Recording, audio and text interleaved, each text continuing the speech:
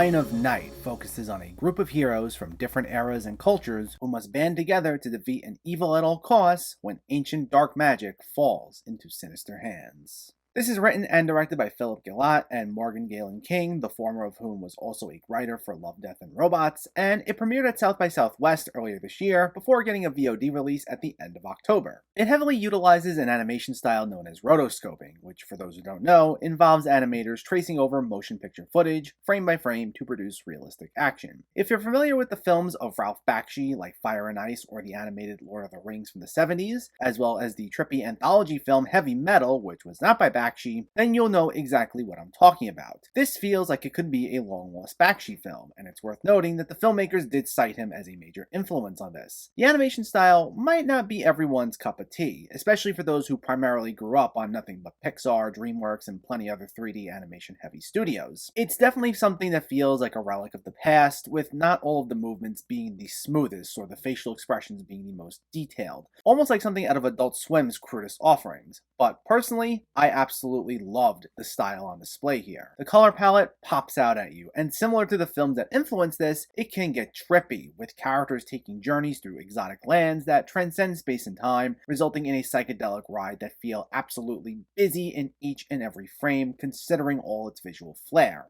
Also, like the films that influenced it, it's very much an adult-oriented epic, featuring sequences of animated nudity and hardcore graphic violence. There will be everything from brutal fistfights to beheadings to faces getting literally melted off. It's not the most uncomfortable display of violence, but it's extremely bloody, and if there's one thing that's for certain, it's that despite its fantasy setting, it is not for kids, and it makes it pretty clear consistently throughout the film, as it revels in its ultra-violence, giving us consistent, somewhat mindless entertainment in between all these beautifully animated sequences. And if this is a style you enjoy or have missed, you'll be in for a real treat here. I'd say where this stumbles a bit is its story. If you're a hardcore fantasy enthusiast, you may be a lot more into this, as it essentially centers around a magical dark flower whose powers link together centuries of stories that include gods, wizards, witches, sorcerers, and all sorts of magical beings in these vignette-like segments. It's actually quite dense with the amount of ground it has to cover, throwing so many names, locations, and events at you.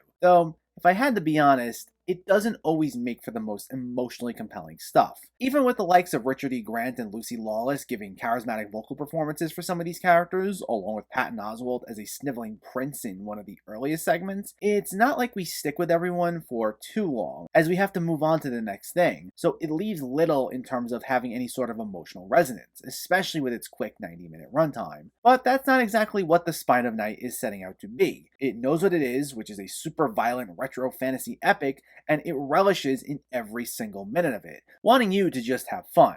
Now, understandably, it's something not everyone's going to be totally on board with, mainly due to its lack of compelling characters. However, if you're a big genre enthusiast, more than likely, you'll be able to forgive the fact that it can be style over substance, because the style it throws our way is an absolute blast. The Spine of Night gets a 7 out of 10.